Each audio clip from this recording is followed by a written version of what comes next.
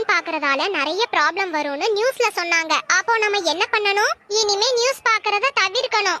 மதிய உணவை கொண்டு வந்தது யாரு? நாங்க எல்லாருமே கொண்டு வந்திருக்கோம் மிஸ். நான் ஒன்னும் அத கேட்கல. நீங்க கேட்ட